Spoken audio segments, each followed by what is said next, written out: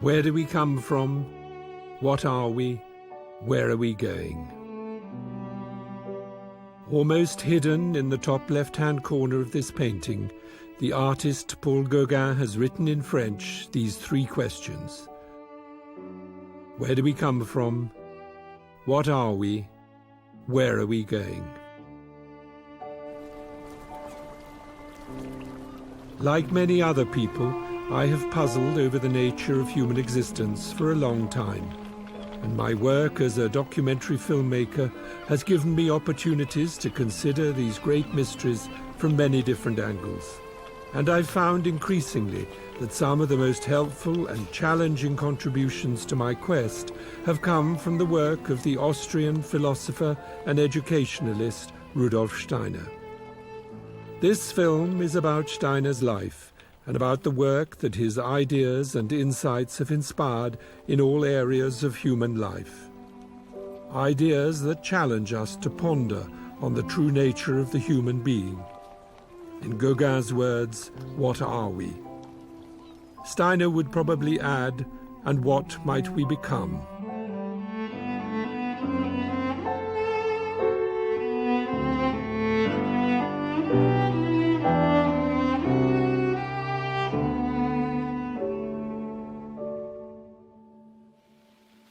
Rudolf Steiner challenges us to be more conscious.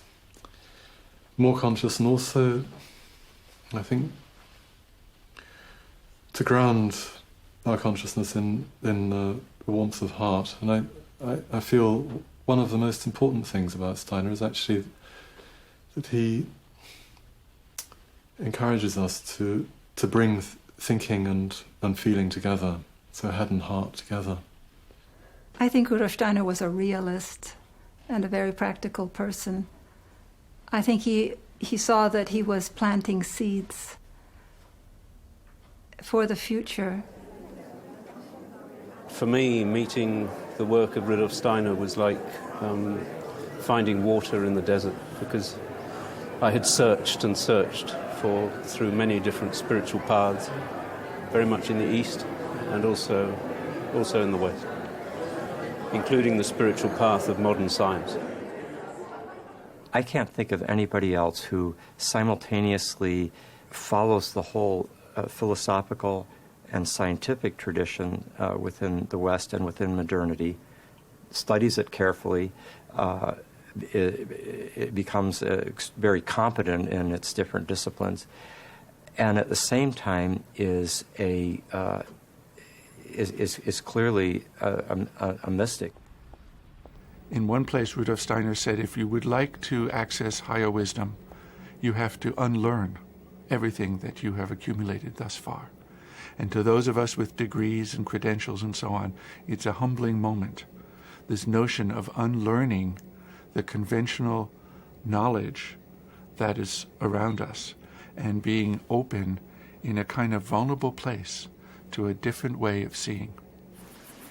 Rudolf Steiner was ahead of his time during his time, and he's actually ahead of his time even in this time. Now, he's been dead for almost 100 years. After a little time, I'll have half Q. If R is equal. I think one of the greatest challenges that Rudolf Steiner poses to us today is a challenge that he lived with in his own life, namely the challenge to battle against sectarianism. Yes, he felt sorry because he wanted to help people, but he wanted more than this. He wanted to let them free. So that's the essential point. It's the freedom. And you can help people and give them your own treasure, but finally they live out from your treasure and they are dependent. And that's the last thing Steiner wanted to have, dependent people.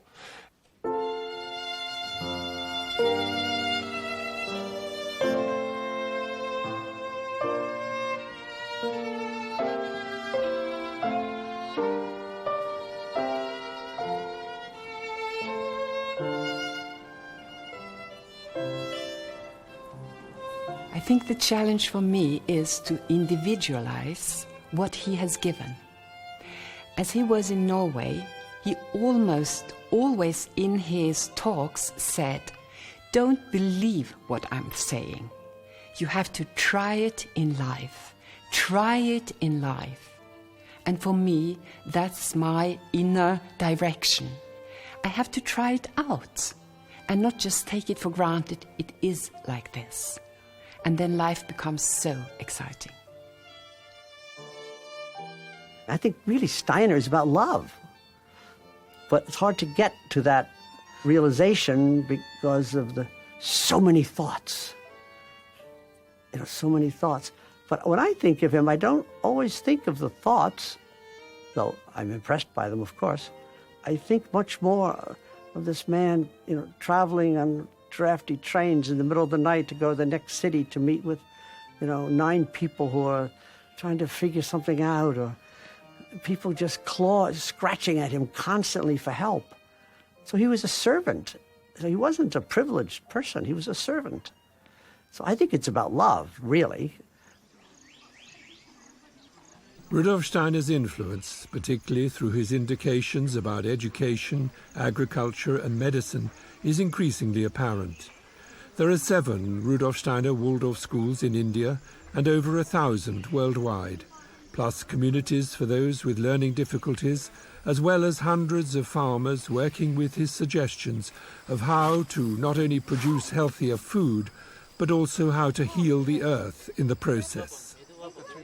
Waldorf schools, biodynamic agriculture, Velida, Demeter, Hauschka, Camp Hill, these names are increasingly familiar all over the world.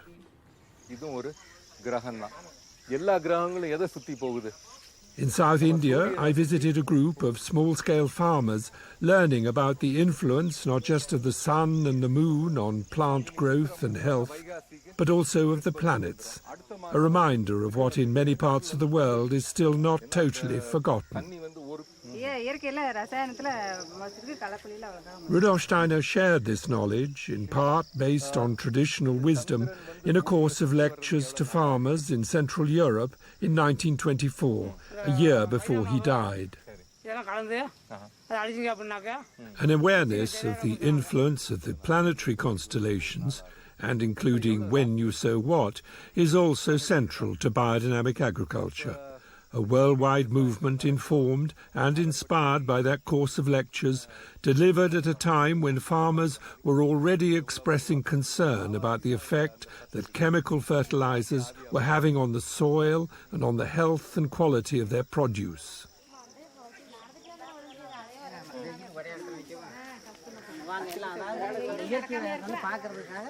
The beauty of Dr. Rudolf Steiner is that he was not just a philosopher living in a world of ideas and just philosophizing and just thinking.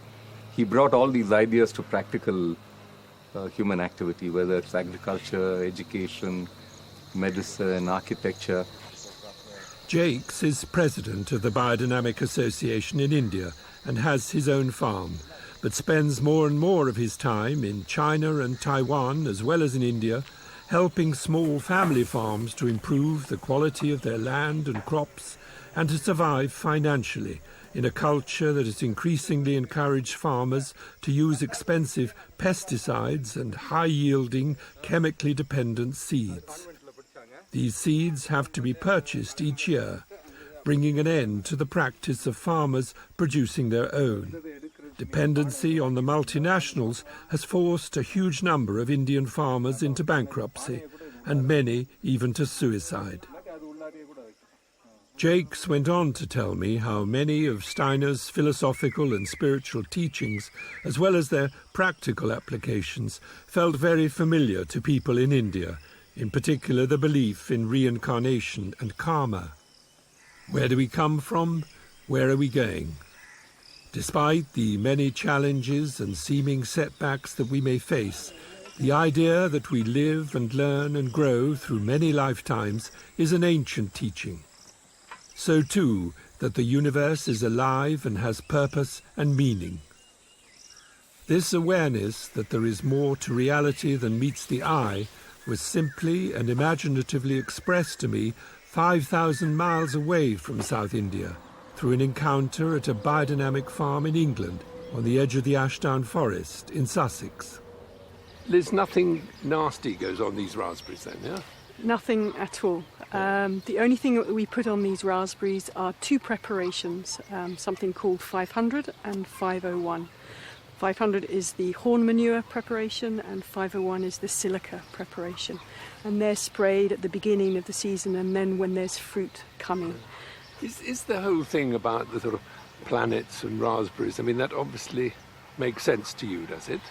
Does it make sense? No, it doesn't make sense. But bringing in the forces of the whole of the cosmos and the whole of the universe absolutely makes sense. I don't understand the minutiae of it, and I don't need to understand. But what I need to really know and believe is that I'm not alone in this garden working to grow all this. And that's for me is what's important. Liz is in charge of the fruit and vegetables at Plawhatch Farm. Her sense that she's not alone echoes Steiner's many references to an invisible realm that supports and sustains not only the life of plants and animals, but humanity itself. What was very visible at Plawhatch Farm on the day we filmed was a group of 9-year-olds from the Steiner Waldorf School in Brighton. Farming is one of the subjects on the curriculum for Class 3 in all Steiner schools. In charge of the dairy herd at Plawhatch is Tom Ventham. For me, I've come into biodynamics quite late on in life. Okay, I was brought up in a very different way. But in agriculture? In agriculture, very much so. Brought up on a farm. And I've had a lot of inspiration from working in Africa. And it was while I was in Africa that I came across the whole biodynamic movement. And what it's done for me is really encouraged me to look within myself and within the farm, and rather than look outward, because I think all through my life I've been sort of conditioned to look outwards, look at production and look at what's actually materially happening. Whereas what I've discovered is that if you actually look within and make sure that sits comfortably within oneself and within your heart, then everything that comes out is going to be just fine. And I think that's what the whole biodynamic movement has meant to me. It's changed me to look inwards. So you mean you're a better farmer as a result, then? Yeah, but I used to measure milk yields, but I don't now. It's a disaster. Because if you measure a milk yield, then you're thinking that actually that's a measure of success. It's not about milk yield, it's about the animal as a whole. And so it's changed the way I farm into a much more qualitative approach rather than the production approach.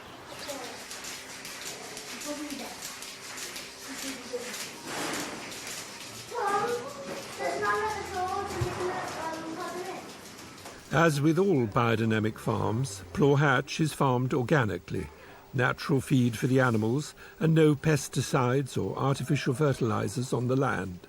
And the emphasis is on diversity.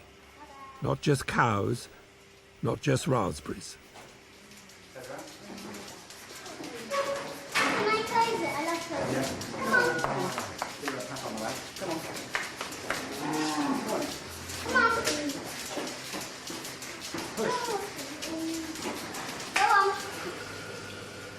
There's also a cheese-making operation at Plawhatch Farm, and as a community-supported enterprise, they have over 600 loyal and committed customers who own shares in the venture.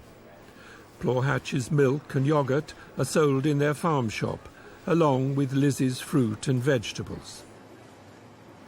I asked one of the apprentices what she made of Steiner's ideas. They're hugely far out. And it's very difficult to actually read a book that's written by Steiner. Everybody I've met struggles with it. And even when you can manage to read the book, to accept his ideas is another challenge as well. Because, yes, some of them come across as quite loopy. And I don't think he wanted anybody to blindly accept what he was saying. I think you've got to try things out and just see if it sits well with you. And also adapt it. I think we need to be flexible as well. And, feel our way through the work, work with the preparation, spray the fields, and also personalise it, put your own love into it at the end of the day. I don't think there's any point in just, reading the book and just using it like a manual. And he had some inspiring ideas, and it's quite difficult to understand why we spray the fields of these bizarre combinations of ingredients. But you give it a try, trust it, have some faith that maybe it's going to help, and then see if it works. I think we've got to be open and flexible. To be open and flexible and to trust. A young Dutch apprentice is doing just that. For an hour he will stir this substance, which contains a preparation known as 500, cow manure that has been buried in a cow horn for 6 months over the winter, when the crystalline forces in the earth are at their strongest and therefore most receptive to cosmic influences. Through rhythmic stirring, so Steiner indicated, forces within the preparation are released into the water, which, when sprayed on the land, has a dynamic effect on the soil and therefore on plant growth. Cattle, along with pigs, sheep and poultry, are the focus at Tablehurst Farm, the sister enterprise to Plaw Hatch. Between them they farm on 700 acres, most of which are held by a land trust and not privately owned, thereby guaranteeing long-term security. Steiner frequently warned against treating land, and indeed capital and labour, as a commodity. At Tablehurst and Plaw Hatch, they grow their own feed and produce enough manure and compost to fertilise both farms. The mixture of animals, crops, fruit and vegetables enhances, it seems, the health and well-being of the farm as a whole. Peter Brown is one of the farmers at Tablehurst. On biodynamic farms, cows keep their horns, which are seen as an important sense organ, helping to give each animal an awareness of its surroundings and of its own metabolism and identity. If a cow doesn't have its horns, it can't actually feel anything. It doesn't know who it is as an individual. And that's why most farmers take the horns off, so they can keep more animals in, but also it takes away the cow's sense of who she is. Then that cow won't mind standing so close to each other like that. But these cows, they need about 2 or 3 metres around each other. If anybody goes into that space, they don't like it at all. So they're very strong individuals. Look at Orchid here. Nobody's going to go near her. Even if we go near her, she wants to get out of the way. But that's a very nice thing. Because if she's nice and individual, she has a very good immune system because she knows who she is. She feels good about herself and she knows what she's doing. Nothing can really touch her. Nothing can go wrong with her. But if we take her horns off, it's a bit like having lobotomy. Suddenly she doesn't know who she is. Actually, she doesn't really care who she is. She's lost one of her major sense organs. And who cares? Who cares what I eat? Who cares who I stand next to? And in fact, I don't need to last very long. And that's how most of our dairy cows are today. Just like that. Whereas she should go on until she's about 15 years old, easily. Very strong. Never use any drugs on her, never spray any chemicals on her at all, never do anything to her. Maybe just trim her feet, and that's it. And she'll give very, very nice milk. Very strong milk, full of vitality. Clearly, Tom's cows are not going to tolerate being herded into conditions that treat them as pure milk-producing machines. And on the subject of their horns, it had already been explained to me in India how there exists a close connection between the complex digestive system of a cow and its horns, a memory of which is still retained in the horn even after the animal is no longer alive. Hence the use of horns as receptacles for the 2 biodynamic preparations, 500 and 501.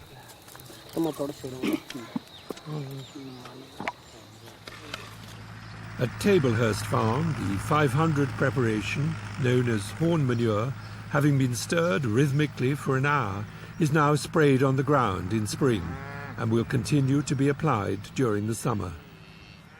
In the meantime, below the ground and throughout the summer are buried another batch of horns containing powdered silica. This substance, the preparation known as 501 or horn silica, is likewise stirred and then sprayed over the growing crops to regulate their receptivity to light and thereby improve their health, quality and vitality. In a nearby field, chamomile flowers are being picked by Peter Brown and his team. Chamomile is one of 6 plants, each carrying a particular function that is specially prepared and then introduced into the compost heaps along with nettles, oak bark, yarrow, dandelion and valerian, to enhance and regulate the process of fermentation. Yeah, well, we're happy after these 3 months of drought, aren't we? Yeah. A drought, yeah, oh yeah. Even the rye behind us is not as high as it should be, is it? And that's because of the drought. There are 12 people employed on Tablehurst Farm, plus 3 apprentices and 3 people with learning difficulties. I asked Peter Brown about the viability of biodynamic agriculture. We're doing quite a lot of processing of products and selling direct to the customer. And that is what helps make it viable, and also gets a direct relationship with the customer and us as a group of farmers. And because we're doing the extra processing together with the farming, like we butcher the meat and sell it on the farm, and we make the wheat or the rye into flour, and we sell it to the local bakery, and that sort of doubles the price. It's ironic because, you know, there's so much, proportionately it feels like there's a lot of work goes into producing it, and then all you do is put it through the mill and you double your price. But that's what you have to do, though, to make it viable. Driving the tractor is David Junghans. He attended a Steiner Waldorf school in his native Germany, then trained in conventional agriculture before coming to England to Emerson College to study biodynamics. I asked him what he understood by this word force, the idea that there is something invisible at work in the substances that make up the phenomenal world. I think everyone has the experience of forces, hard forces, of love, for example, or of any kind of emotions. But they are not visible. It's only the physical carrier, actually, the human being, that makes it visible. And so it is in nature. Potassium is a carrier for a particular force, and so on and so on. So that's how I understand forces. Forces stand behind matter, and actually matter carries these forces into the physical world. During my visit to what was clearly a thriving and truly mixed farm enterprise, someone remarked that Old MacDonald seems to have got it right.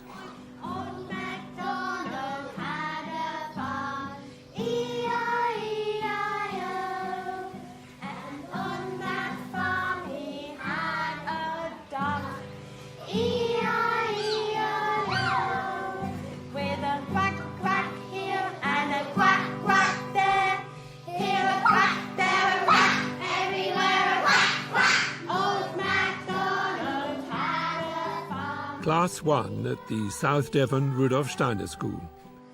Only now, aged 6 to 7, are the children starting formally to learn to read and write. And like much of the teaching in Steiner schools, music and art are incorporated into the lessons throughout childhood.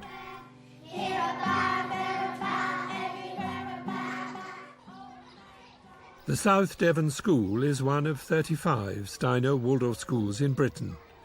The first Waldorf school was founded by Steiner in 1919 at the request of Emil Molt, owner of the Waldorf cigarette factory in Stuttgart, who wanted an education for the children of his employees that prepared them for life in its fullest sense. And life in its fullest sense means educating hands and heart as well as head. Until the children go into Class 1 around the age of 7, the emphasis is on play, imitation and on rhythm. Baking on Monday, painting on Wednesday, an expedition on Thursday and so on. And on stories which are told rather than read by the teacher. And Steiner's picture of child development is not only of children growing up and thereby learning the ways of the world, but also of children growing down, bringing into life their own unique biographies, as he saw it from many lifetimes. And this needs time to build a strong and firm foundation so that each child can not only then face the world as it is, but also develop the strength of character to maybe change it.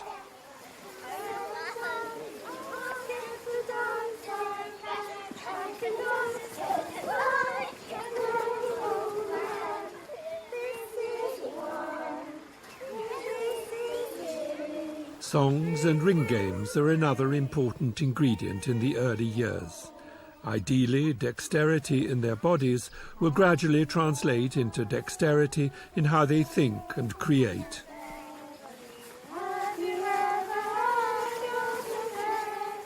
Much of what the children do, not just in the kindergarten, is designed to counteract what is increasingly recognized in the modern world as an erosion of childhood, a concern that extends far beyond the Waldorf school movement.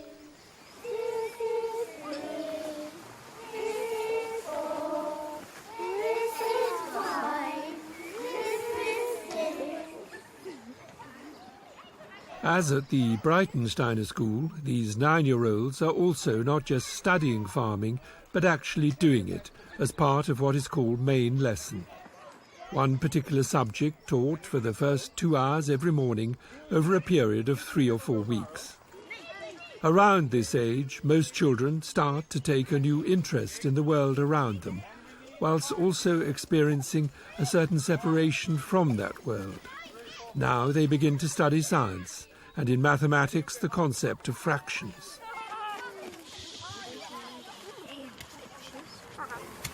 Still waiting for science. Now, who remembers which are those potatoes from the ones we planted? Are they early? Only early? Lily?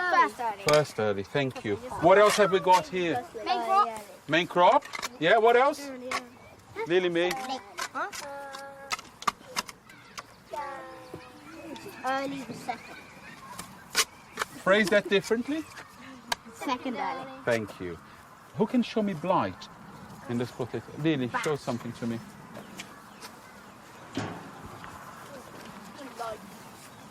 Can you see? I can see from where I am. Quite right. Yeah? Every digger should have 2 other ones working together. So should be groups of 3. A digger and 2 collecting the potatoes. The plants should all be brought back here, please. Yeah, girls? That's perfect. No, that's fine. So one on this side. You are too many here.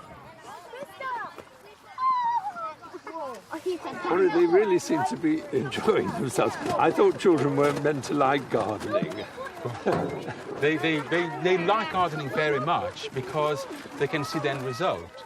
So they've been involved in the ploughing of this field, well, spreading the muck, the ploughing of the field, which was done by horses. So they actually pull the plough. So they had, what is that? Can we see the lamb? Soon. Yeah? Oh, that's a big one. How many? 7. Very gentle. 9. Whoa, wow, look at that. 14. 16. They respond very well to the activities we propose. It's the practical ones there. Yes, let's do it. And there's a real enthusiasm that comes from them. Where are you from? I'm from Brazil. Brazil. I'm from Brazil, yeah. So there are Waldorf schools in Brazil, too? There are Waldorf schools in Brazil. Yeah. But I wasn't connected to schools there. I was connected to the biodynamic impulse, but not to schools. Yeah. Here you're doing both. That's right, yeah, sort of bringing them together, really. Yeah.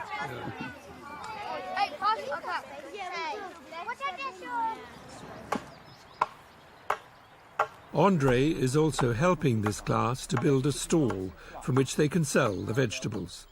Building is another subject taught at this age: planning, measuring and execution. I can make a pile over there, okay? Down there. The curriculum in Steiner schools is designed to introduce subjects when they resonate and correspond to where the child is at in his or her development. Insight into what you teach when, and a recognition of distinct 7-year phases in child development were 2 of Steiner's special contributions to education. What is this, Declan? That's to support, that's to attach the 2 poles together to make them both steady. Yeah, and what else? Jude? Also, so when we put the roof on, you don't have to put it exactly on the top of the pole, we can put it on the sign. Does it hold up the roof? Well, it will. Like Jude said, what will be sitting here?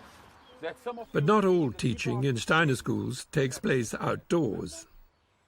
Biology is the main lesson subject for Class 6 for the next 3 weeks. From Class 1 to 8, the children who are unstreamed have the same teacher for these main lesson subjects, whether it be science, history, mathematics or geography. These key subjects form the core of the Waldorf curriculum.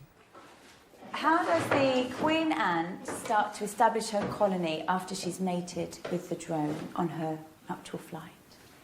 Aggie? She digs a hole and then carries all the earth out of the hole so she can have more space to dig. Excellent, thank you. Alexa Smith will stay with this group of children until they go into the upper school around the age of 15.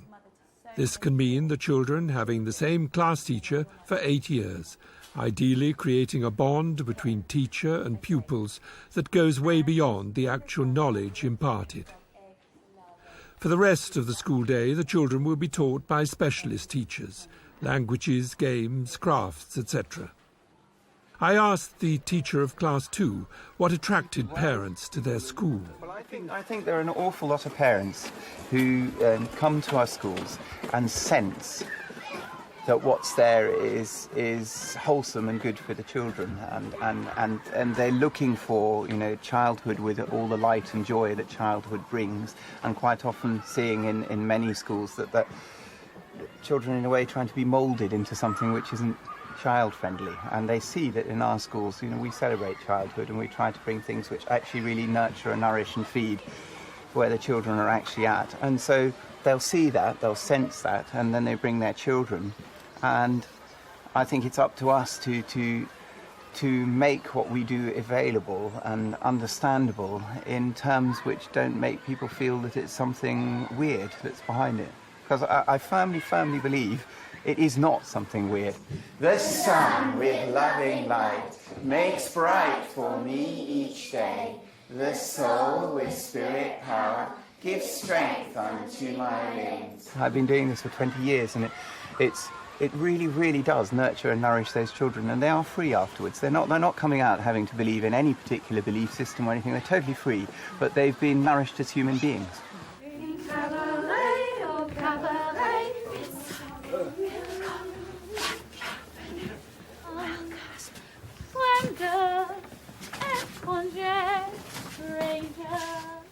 Ian Powell teaches art and the history of art as well as drama to the upper school. Although there tend to be no internal exams in Steiner Waldorf schools, the pupils do take state examinations. I asked Ian about the word results, a label that is increasingly associated with a school's performance and success. For me, there's no such thing. One of the frustrations, if you think about that as a frustration, is that I will never see the results of my work until they come back to me when they're at least over 35 or 42. And that's from a strong belief that they are continually growing. I mean, to think that a young person is only a summation of the results of, if it's GCSEs or A-levels or even a degree, if that's all that the person is, that really is a very slight on the individual, because we all know that, in fact, you're still developing. So I'm really well aware that anything I do here, if it's an examinable, is purely to allow them to go on to the next phase of study. It has nothing to do with the result. No, again, time. Victor! How'd you come about? Bobby! Oh! I then asked Ian how he related, as a teacher, to what Steiner said and wrote about karma and reincarnation. I think subliminally, as a teacher, when you've been working long enough, I think what starts to happen is you realise there's more to this young person than just the face value that you're seeing or the what can become. There's something that they're bringing with them. Yes, there's hereditary, that's true too. There's the family, there's their society, but there's something else, and you become aware of the something else very often. One doesn't look at it or dwell on it or try to research it because it's not within our remit to do so, but you're certainly aware that there's another tool, there's another something there that's happening that needs resolution or needs to be resolved, or that you allow the young person to perceive through doing the activities that we do. They don't see it as karma, of course, but maybe when they're 35, 42, something might happen in their lives that they think, I was dealing with something that I had to work out at that age, even though I didn't know it. The school's doctor is James Dyson. In addition to his orthodox medical qualifications, he has made an in-depth study of Steiner's medically related lectures and writings, and of the considerable research that these insights have inspired into a greater understanding of the human being. In Gauguin's words, what are we? I asked James how these other perspectives informed his work as a doctor.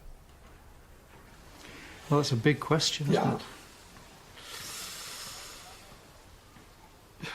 Well, just looking out of the window just now, what I was particularly interested in was observing movement, how children move. And I think that's as good a place to start as any, because movement speaks the language, not just in the ordinary neurological sense, but movement and gesture speak the language of the soul, they speak the language of development. They show us how a child is relating to the environment, for instance. And nowadays, particularly, harmonious movement is often the exception rather than the rule. And why is this happening? I think that young children nowadays are subject to a far higher level of sensory stimulation than they were in the past, from a much earlier age. Be it in the form of IT and screens, or in other ways too. And at the same time, children are deprived of the kind of traditional possibilities of movement through which, your average child was exposed 30, 40, 50 years ago. Waldorf schools are almost unique in not introducing computers until the upper school, and then only gradually. Many parents and educationalists these days share their view that early childhood should be less focused on information technology and generally less pressured. The key theme of what Steiner brought as a picture for child development, namely that up until neurological maturity has reached a certain level, in the 6th, 7th year of life, you should not tax the nervous system cognitively, but you should work very much with the faculty of imitation and creative play and stimulate that. And for what reason? Why shouldn't you tax the brain? I mean, that's what you're talking about, isn't it? I think the simplest way of putting it is that if you're still laying the tracks for the tram line, you don't drive the tram along.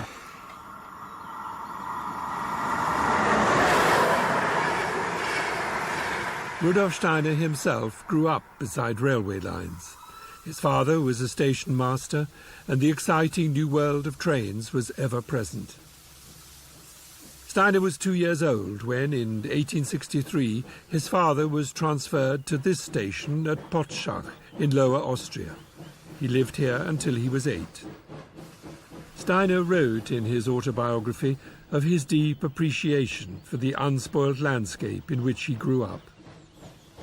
Despite the new technology on his doorstep, life for the young boy was essentially simple but far from cosy.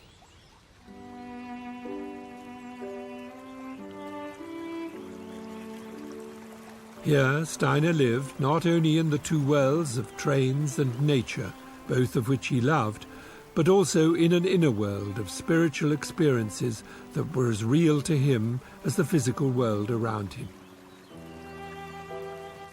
Already around the age of 7, he had a vivid experience of a relative who had just committed suicide and who asked him for help. But it was to be almost 40 years before he could speak openly about such matters. What is the true nature of reality? Where do we come from? What are we? Where are we going? These were questions that were to occupy Rudolf Steiner for the rest of his life. In 1868, the family moved nearer to Vienna, to the village of Neudorf. By now, Steiner had a younger brother and sister. Though less remote than Potschach, his home was still, in Steiner's words, austere but healthy.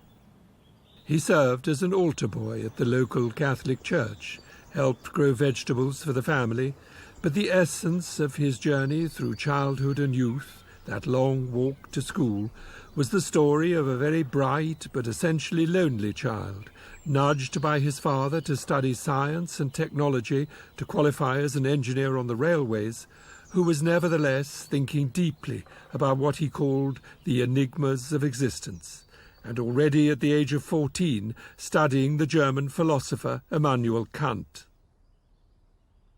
In 1879, at the age of 18, he passed his school leaving examination with distinction. For 3 years he'd given private tuition to fellow pupils in order, he wrote, to contribute at least a little of what my parents had to pay out of their meagre income for my schooling. And having attended a technical rather than a grammar school, he had had to teach himself Latin and Greek. From the Austrian countryside in which Steiner had grown up, as the son of a humble railway official, the move to Vienna was a huge step. Capital of the vast Habsburg Empire, it was a cosmopolitan city buzzing with life, creativity and philosophical debate. A cultural flowering on a massive scale. In the autumn of that same year, Steiner enrolled at the Technical University to study biology, chemistry, physics and mathematics. But already his interests were as much in German philosophy and literature as in science. Very soon his social life began to flourish. The famous Café Grünsteidl, which for a time he gave as his address, is now more a tourist attraction than a hive of philosophical debate. At round the corner at this nearby coffee house, it is easier to imagine the atmosphere of that era and the extraordinary variety of people with whom the young Steiner was mixing. Poets, rich merchants, Cistercian monks, feminists, university professors, and poor students like himself. I asked 2 young customers, both of whom knew something about Steiner's life and legacy, whether the sort of discussions that Steiner and others had in coffee houses like this one were a thing of the past. Those dialogues, really to sit hours and hours, yeah, and to develop an idea. I think you can't find that in that way anymore. Do you think that's sad? In a way, yes, because I'm old-fashioned. But I'm quite open to new ways of dialogues. Yeah. Yeah. And I think especially the communication through the net is an enormous chance. Yeah. Opportunity. Yeah. Opportunity. Yeah. Yeah. Yeah. So you're optimistic about the future in that sense, are you? I'm very optimistic. Yeah. Yeah. And to me, the idea. It's always a question: how would Steiner act in those days? Yeah, would he use the internet or not? I think he would. Yes, definitely. Yes. He would be very, very open to our ways and our chances and our opportunities to communicate, to develop, to work together. Not everyone interested in Steiner's work would agree with Bipper about Steiner and the internet. Not only because he, like many others, recognized that technological advances, ever since the printing press, were no replacement for face-to-face human encounters, but also that the mindset behind such devices could, if we remain unconscious, take us on a slippery slope in which our entire world gradually becomes dehumanized. What Steiner made clear, however, is that all such decisions have finally to rest with the individual. His main message, especially to me, was or is that he wants us to stand up for our own ideas. And that's, especially in our time, not that easy. So for people, it's much more easy to put him into a box than to focus his message and follow the message. And I think he didn't want us to follow him. He wanted us to follow ourselves. Although Steiner had an increasingly wide circle of friends, he was at the same time following his own inner voice. But, like all of us, he needed his awakeners, people who actually change your life. On his regular train journey from home into Vienna, he met such a person, a man with whom he could at last share his inner life of spiritual experiences. Felix Kokuski was a herbalist who travelled into Vienna to sell to apothecaries the medicinal herbs he'd gathered in the countryside.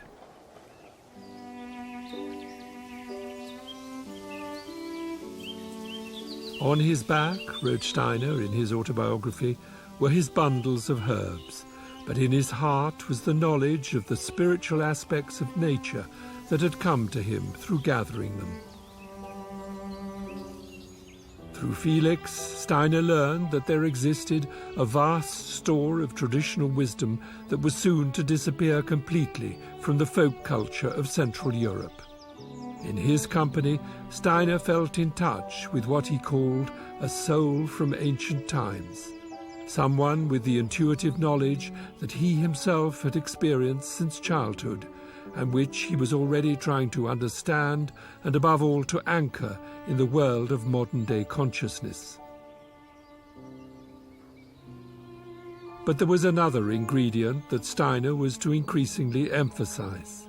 For every step that we take in our search for this deeper wisdom, we need to take 3 steps in our moral development. A person should not be on this journey, he wrote some 25 years later, to accumulate learning as one's own treasure of knowledge, but in order to place this learning in the service of the world. Meanwhile, the young Steiner was to experience another great awakener, a man who was also to profoundly influence the course of his life. Among the great personalities of the German-speaking world, both past and present, he became inspired by the work of the literary giant Johann Wolfgang von Goethe, who had died some 50 years earlier. Not Goethe just as poet and novelist, but Goethe as scientist, particularly his work in anatomy, optics, and botany. Later, Steiner was to call him the Copernicus and the Kepler of the organic world. Goethe was a huge influence on Steiner, and Steiner felt that he discovered a kindred spirit in Goethe, because he was approaching the natural world with an open heart, and not as an object to be studied and measured and quantified, but rather as a world that was still imbued with something sacred.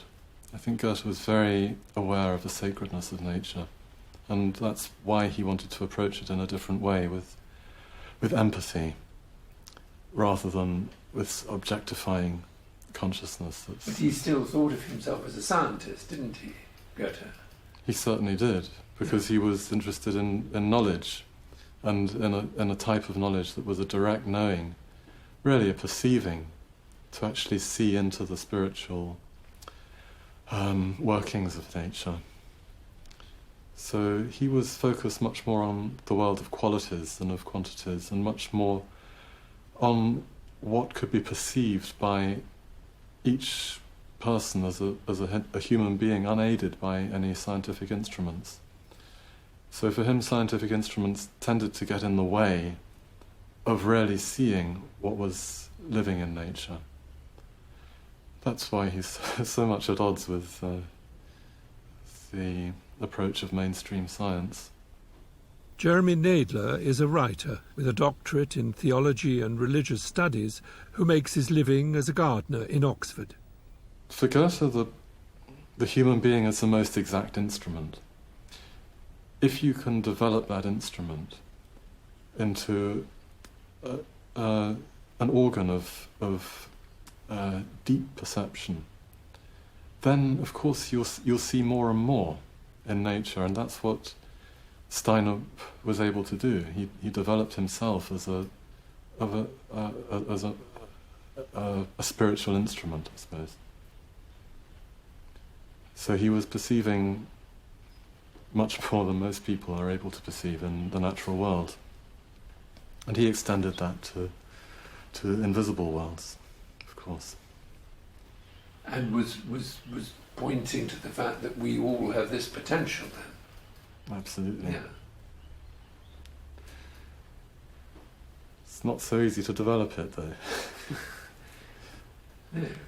But, you know, one just has to keep working at it, really on a daily basis. What is your understanding of the key to working with it then? Well, when I go into the gardens, I'm very aware that the first thing I want to do is, I see weeds and, you know, and I see all sorts of things that need doing.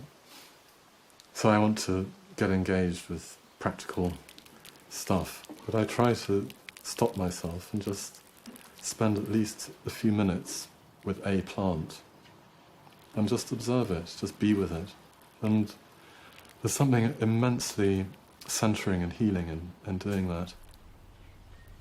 And I feel it actually helps the rest of my day in the garden. You realise that there's a miracle there, really. And it's so easy to not see it. Yeah. But that would be true perhaps of life altogether.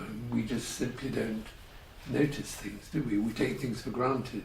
Yeah. Not just plants. That's absolutely true of life altogether. And one of the wonderful things about Goethe's scientific method is that you can apply it to every life situation. It's not just to do with our relationships to nature. It's not just to do with looking at plants or whatever. It's to do with how you relate to people, having an openness of heart, really.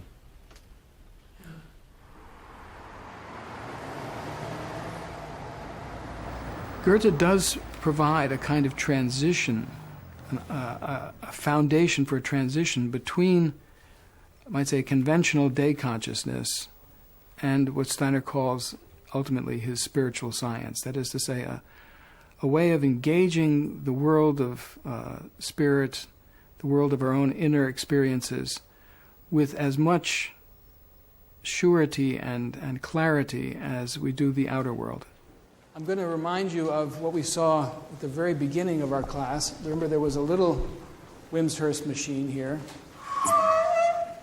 that allows us to do something very similar, slightly different geometry, but basically a similar kind of... Arthur Zients is professor of physics at Amherst College, Massachusetts.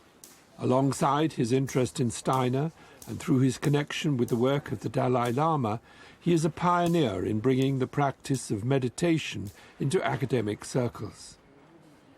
I asked Arthur to explain the young Steiner's interest in the philosopher Immanuel Kant, and in particular Steiner's rejection of Kant's hugely influential utterances on the limits to knowledge. The limits, the so-called limits to knowledge, are really the limits of a horizon. You know, if you stand on a mountaintop, you see further than if you're down in the valley. Well, but you got to get to the mountaintop, right? So yes, you could say there are limits to knowledge if you're in a particular location, but there's nothing to keep you from developing yourself to a higher extent. It's like climbing the mountain and seeing further. There'll still be an horizon, so you'll still experience a limit, but the limit is a subjective limit, not an objective statement about the way the world is organized. So yes, you could say Steiner recognized that there are, in the moment, certain limits to knowledge, but that these are not part of our human nature. Human nature is, in some ways, inexhaustible. Everything that can be known by the human being. We are, in that sense, in the image of God. We are filled with the potential for the most profound and extraordinary way of knowing. From Steiner's point of view, a human being stands in the world and the world's impressions come through the senses: green, movement, light, warmth, hardness, all that sort of stuff. And that's given to us. We don't do anything about that. I don't create that tree. The tree's all given there. But I, as a human being, also act into it because I bring the concept tree, green, the relationship of that tree, the kind of tree that is related to that another tree, and so on. All that is a human product in relationship to what's given to me. So you have a given world and a world that's the product of human thinking. And these two interacting give us what we call the real world. So it isn't a world we can never know. It's not always immediately known, but it's not in its essence unknowable. I looked at it more carefully and then saw in its leaves it does something incredible. That the lower leaves are long-stalked and kidney-shaped, and they form a little rosette. There are only 3 of them still alive. There were more earlier on. Then a little ways up the main stem, you have the next leaf, which also has a long stalk, but is already in its blade. Craig Holdridge has also had a long interest in Steiner, and through Steiner into the work of Goethe. In upstate New York, he has founded the Nature Institute, where observation, the kind of meditative observation that Steiner practiced over many years, is explored. We founded the Nature Institute with the intention of having a place that can cultivate a particular way of knowing that can bring us back more in relationship with nature and the things themselves. And now that sounds, very harmless and simple and maybe not even that important, but if you think about how strongly our culture and our minds are captivated with certain kind of abstract ideas, and we notice that people come to us with many, many abstractions in their minds about what hormones do, about what the brain does, about how natural selection has made us this way or that way. And we have all these explanations of the world. But do we see the world? Do we experience the world anymore? And of course, with our technologically dominated culture, this becomes more and more an issue. Goethe said something like, if we want to gain a living understanding of nature, we must make ourselves as mobile and flexible as nature herself. So science as transformation of the human being to understand the living character of the world. That's the mission of the Nature Institute. When Steiner came across Goethe's work when he was still a student at the university in Vienna, what he found in Goethe, what stimulated him in Goethe, was that here was a man who really immersed himself in the phenomenal world, didn't have lots of abstract concepts, and thereby opened himself to seeing relationships that spoke of more than the mere physical. It is just unfortunate today that we are so much in a dualistic culture, matter and mind, soul, or body and spirit, if we even think about the one half, right? But if we do think about the spiritual or the soul or whatever, then it's always in contrast to the body or this. But to see a unified world, and that was really Steiner in his epistemology based on Goethe, was all about the one world that we live in. It is one world, and we are part of one world.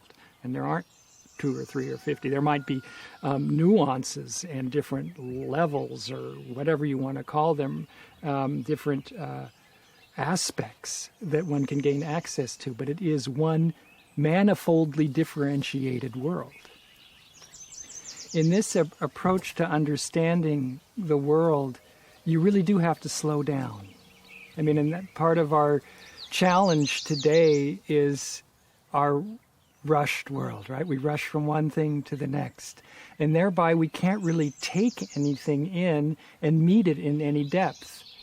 And so just to sit down and perceive and take the time to look at a plant or look at one leaf of one plant for 5 minutes, takes a lot today.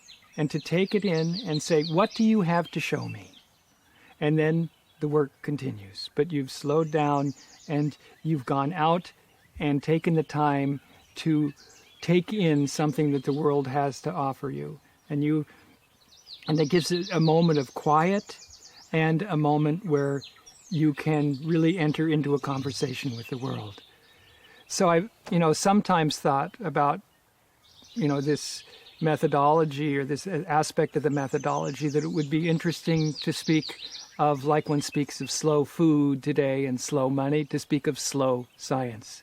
We need to slow down so that we can really dwell in the things as a basis of a more, as the basis of a deeper understanding of the world. Towards each other too, then. Yes. I mean, in all respects. I speak mainly about, when I'm speaking about nature, I'm also speaking about my fellow human beings, right? In all our relationships, this, taking the time. One set of relationships that Steiner had while still studying in Vienna, and which was to have far-reaching consequences, took place in this building, the home of the Specht family. Steiner tutored the 4 boys during his last 6 years in Vienna, while at the same time studying and writing on Goethe. Of particular concern to his parents was Otto, 10 years old when Steiner first met him, and considered by everyone as both physically and mentally abnormal and therefore uneducable. With Steiner's help, Otto's condition gradually improved, and eventually he became a doctor.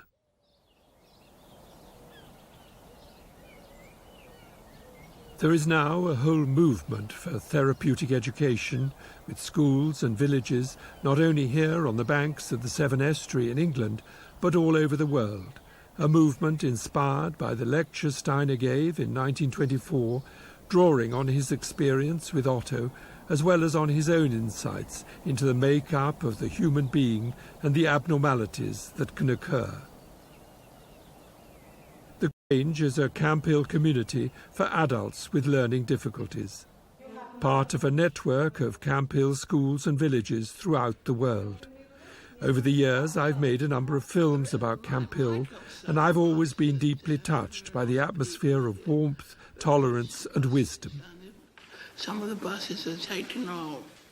Then how are we going to get there? Shanks's pony or even a minibus.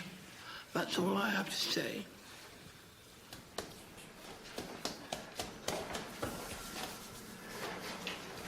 John, do you work here every day then? I work in the garden. I work in the garden. Do you? Yeah, I work in the pottery as well. Oh, so you've got a lot of jobs. Yeah. Which one do you like best? Pottery. Pottery. Yeah. You meant to say the bakery. Yes, I'm the bakery. That's better. Sorry. Sorry, Graham.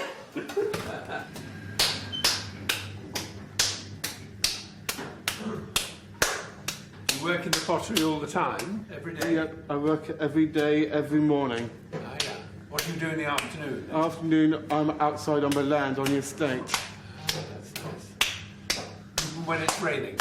Yeah. It's nice to have 2 jobs then, is it? Yes, it is, yes. Take another one of those. Makes life easier.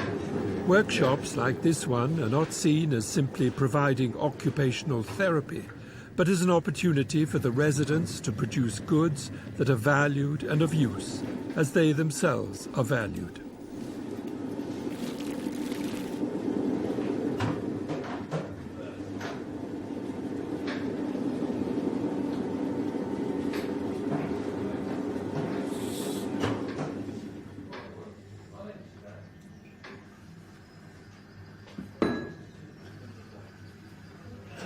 It's finished? Yep. The way I have to do is to put this plate into the woman cupboard over there. I'll show you. I've been in camp at the age of 5. So you've been in Camp Hill since you were 5 years old? And how old are you now? 23. 23, yeah. I'm the youngest in my family.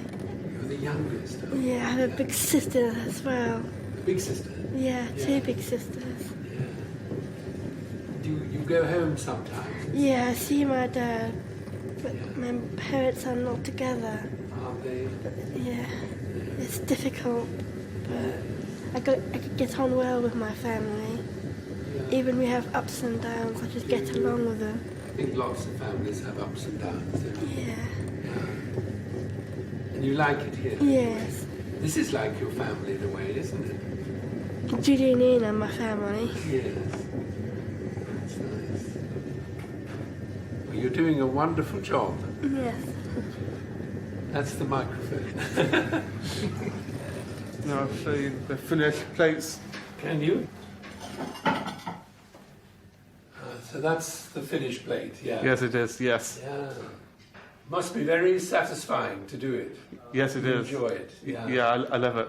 Yeah. I love working in pottery. Yeah.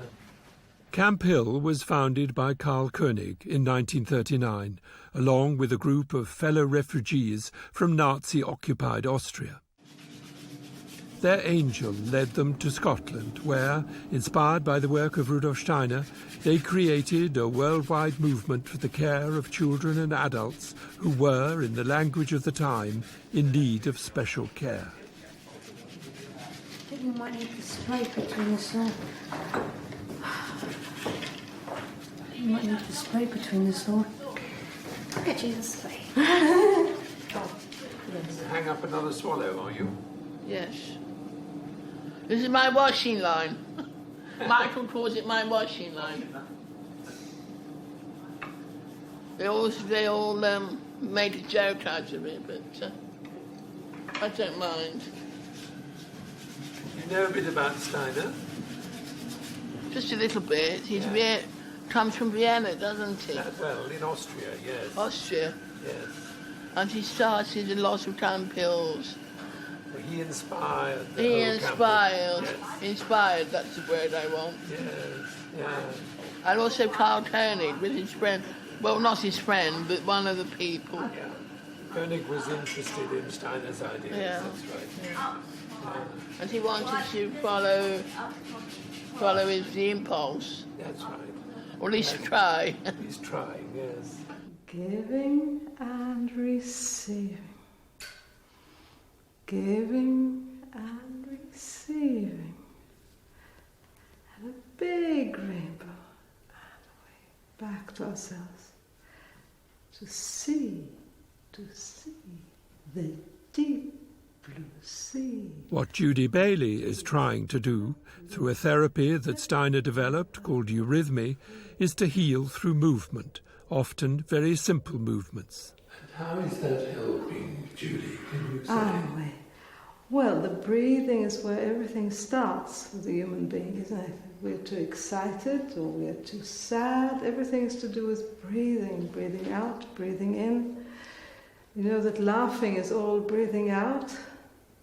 Crying is all breathing in. Oh, isn't it? So start always with the middle, with the breathing. In the water and out. In the water and out the water. So the air coming in and the air coming out influences our well-being. So if you have too much tension, you're breathing very shallow breath and very tight, and you're making yourself ill.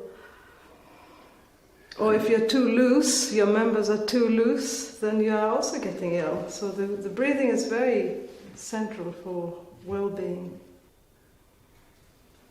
So we do a lot with breathing, but we don't talk about breathing because we do it through the movement, yeah? So we might even do this exercise now, walking, which we do sometimes, don't we? So step down, step up, step to the right, step to the left. We'll go back in a minute. Step to the right, up, down, and rest. Is it difficult to do, Tilly? A little bit. It's a bit embarrassing. A bit embarrassing, yes. But you can practice. Yeah. But it makes you feel better. Yeah. Yes.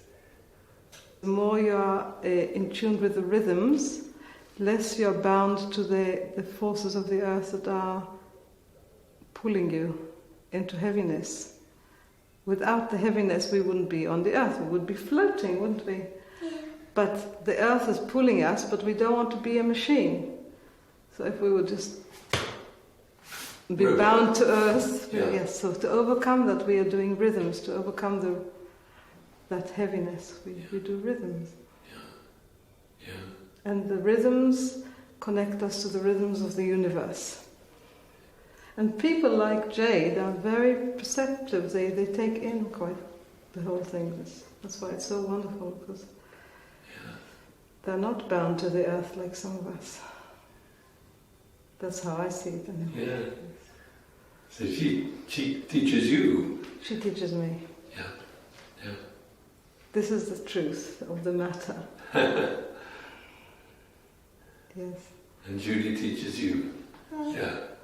It's a mutual fun. Yeah?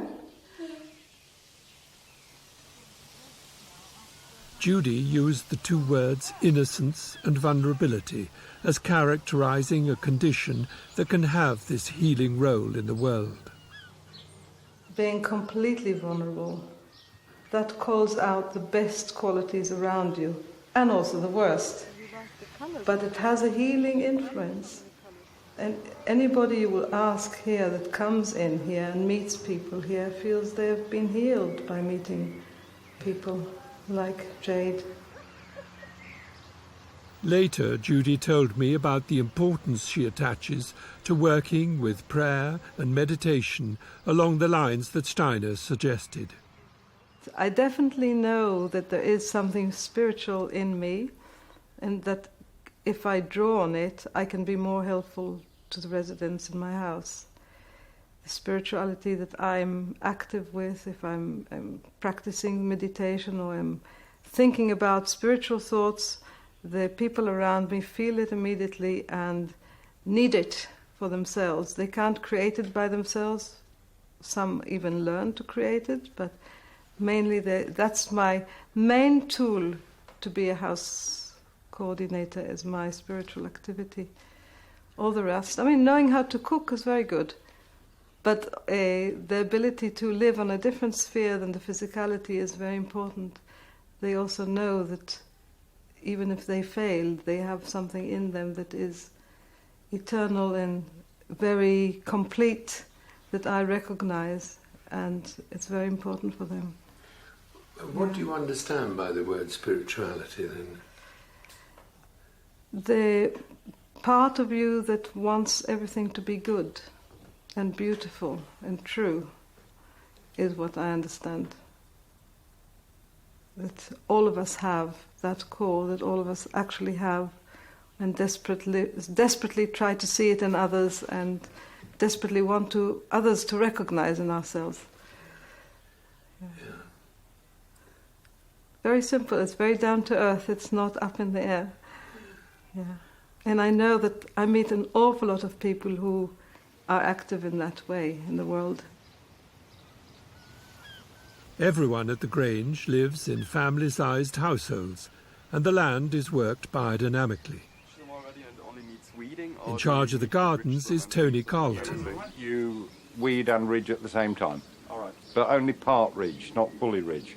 Okay. Okay? So it's just a bit, because each time that you do it, it sort of accumulates. That way we beat the weed much better.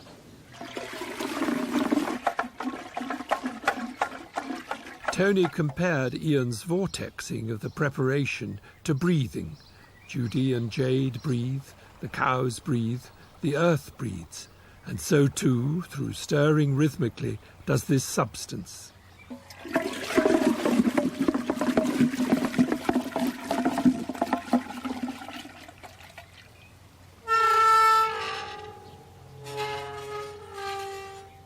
Tony Carlton's armillary sphere is his equivalent of those planets on sticks laid out on an Indian farm. The shortest daylight hours a clear, if squeaky way to observe how the sun moves throughout the year in relation to the 12 signs of the zodiac.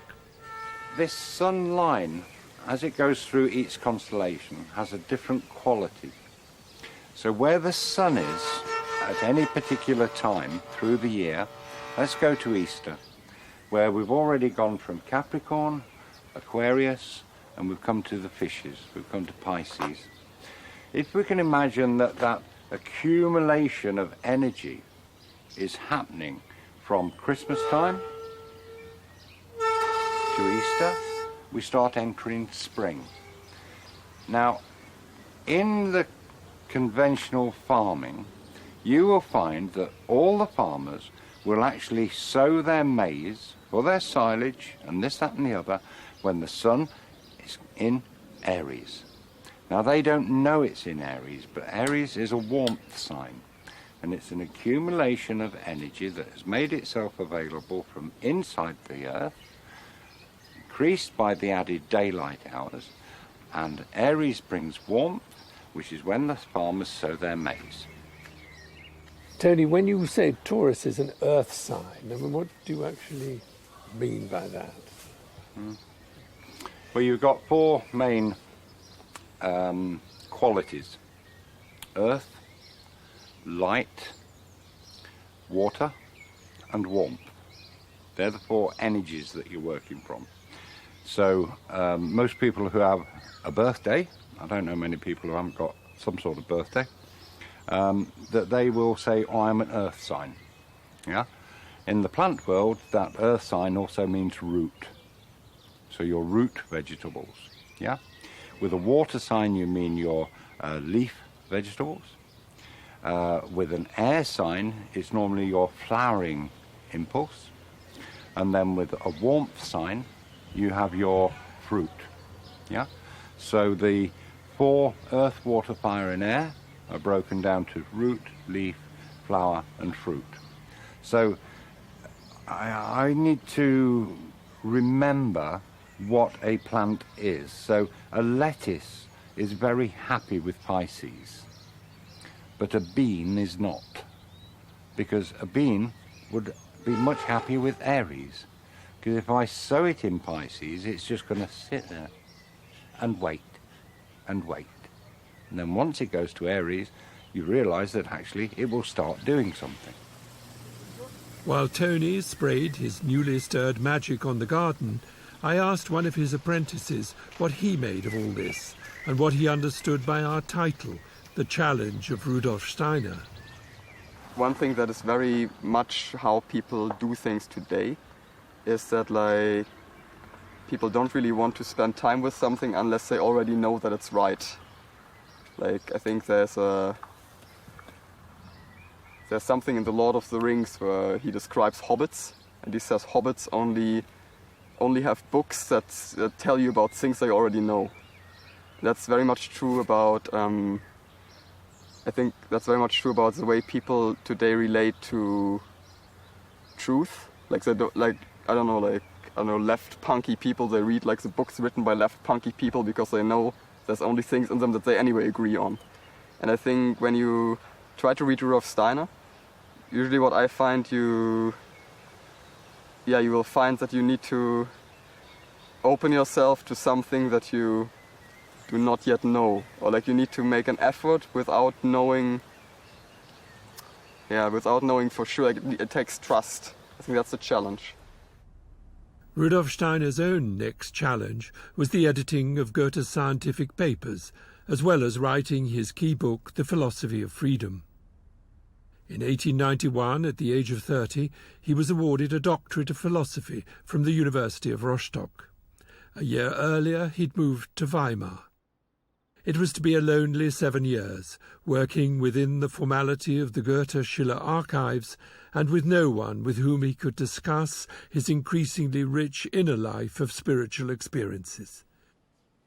Meanwhile, his philosophical writings and insights remained largely unrecognized.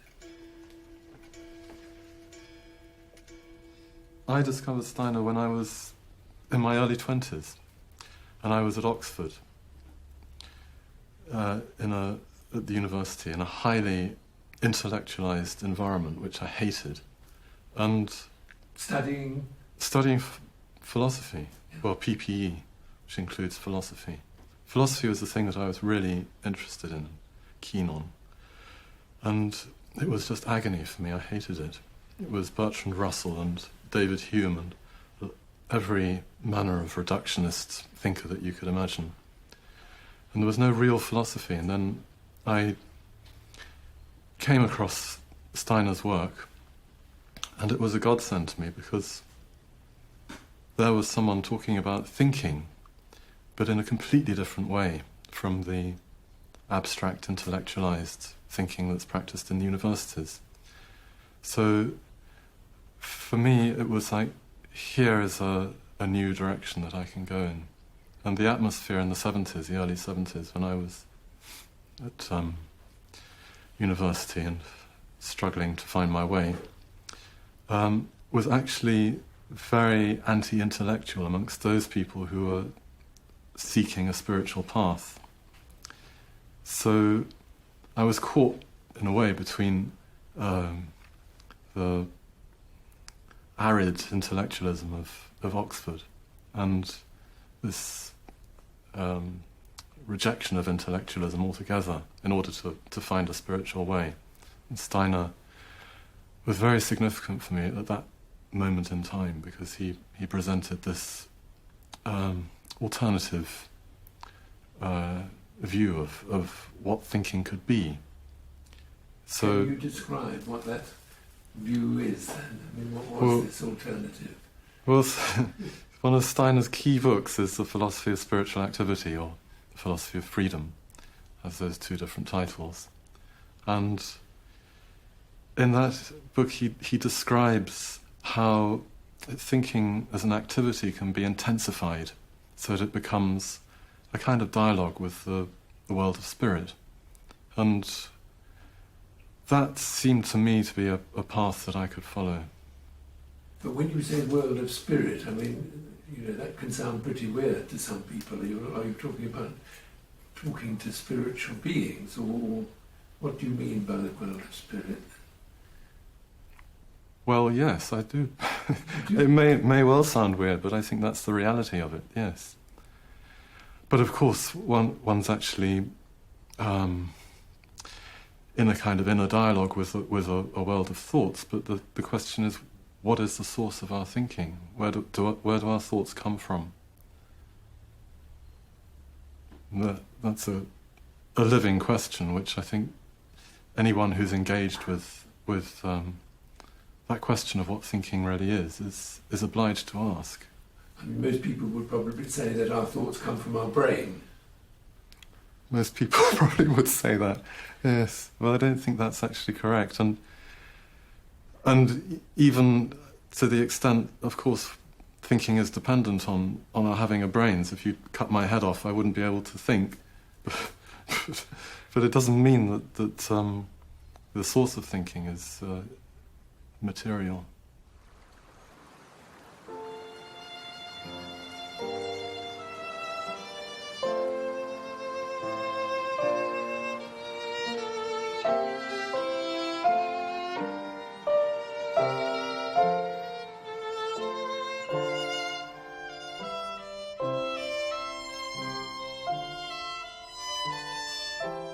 How long must I be silent, was the question that Rudolf Steiner was asking himself as he reached the age of 40, unable still to share his experiences of what he called die geistige Welt, the spiritual world. In 1897 he moved to Berlin, initially to edit an avant-garde literary and theatrical magazine. But it wasn't only to intellectuals and artists that he was drawn. As a result, he was asked to give courses in history at a workers' educational institute, a post he held for 7 years. But among the citizens of Berlin, as elsewhere in Europe and beyond, were an increasing number of people interested in spiritual teachings, in the case of the Theosophists, in a wisdom with its roots in the East. Here at last was an audience eager to listen to someone not just speaking out of the past, but out of his own inner vision. By 1907, Steiner had a considerable following, but still largely members of the Theosophical Society, and many wanting a guru figure. It was a role that he tried to resist for the rest of his life. Eventually, Steiner parted ways with the Theosophists and their leader, Annie Besant, in part prompted by their conviction that the young Indian boy, Krishnamurti, was a reincarnation of Christ, an identity that Krishnamurti himself later rejected. Steiner chose the name anthroposophy, meaning the wisdom that lives as potential in the human being, as the name for his breakaway movement. In the following years, he travelled all over Europe, not only lecturing and writing on esoteric subjects such as karma and reincarnation and cosmic evolution, but also planting seeds, practical indications for renewal in all areas of human life, including the arts. In 1912, together with his second wife, Marie von Sievers, and in connection with the mystery plays he was writing, Steiner brought into being a new art of movement that he called eurythmy, both as a therapy and as an art form. Sonne, du strahlend tragende, deines Lichtes Stoffgewalt, zaubert Leben aus der Erde, unermesslich reichen Tiefen. Bravo! Diese haben wir nicht den rechten Fuß gehabt. Ja. We are working with speech and we are working with music, but in such a way that we try to be music and be speech. Be music is more understandable because you have ballet, they work with music, but they don't really go into the laws, if you can say that, of the music, the different elements of the music. But in tone eurythmy, you go into all the elements of music and you become them. Ja, ganz richtig. Genau. Rudolf Steiner calls it visible song. So that what is singing, what you hear in the music, that is what we are trying to express. And with speech, the same thing. Die Weltenkräfte, sie verführen dich. So the movements are very precise. You're not ad-libbing them. No, not at all. They are really born out of the elements of music. And speech. And speech too. You have the vowels, you have the consonants. Yeah. What we usually use when we speak, and we don't think about it, that it's possible also to express through movements this speech. Herz, du Seelentragendes, deines Lichtes Geistgewalt. Nur hier haben wir das Gleiche wie vorher, Seelentragende, nicht tragende. Margareta Solstad leads the Eurythmy Ensemble based at the Goetheanum in Switzerland, the centre of the now worldwide Anthroposophical Society.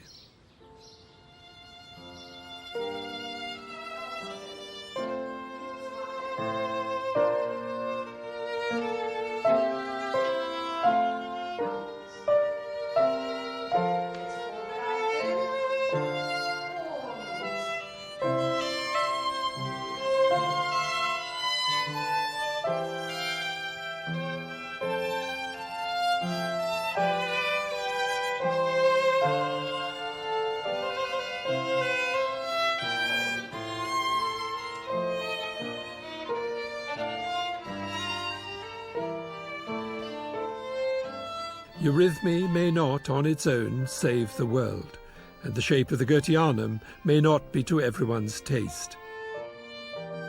They are, however, attempts by Steiner to waken people's awareness to what is seemingly hidden behind the world of appearances. Eurythmy explores this other dimension in both music and speech. And for Steiner, it was not a case of spirit or matter, heaven or earth, but rather spirit and matter. There is only one world, but it is infinitely more complex and many-layered than a purely materialistic mindset is willing to acknowledge. Over many years, through a combination of diligent meditation and an open heart, Steiner developed the natural clairvoyance he was born with into a faculty that made possible what he called spiritual science, a way of seeing, open to us all, that goes beyond our sense impressions and a narrowly focused intellect. To help awaken the spiritual in the human being to the spiritual in the universe is how he once described his task. In other words, the human being is potentially, as the ancients taught, a microcosm of the macrocosm. Steiner was no longer silent, no longer alone, but he paid the price. He had stuck his head above the parapet and was shot at from many directions.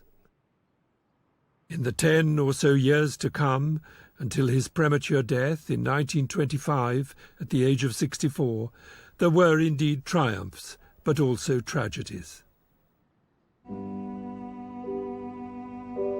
Yet despite exhaustion and illness, Steiner continued in his efforts to remind us of our evolutionary potential and that we are not alone in the universe. Indeed, that we are made in the image and likeness of God. Some listened, some not. Herein lay the challenge, both for him and now for us.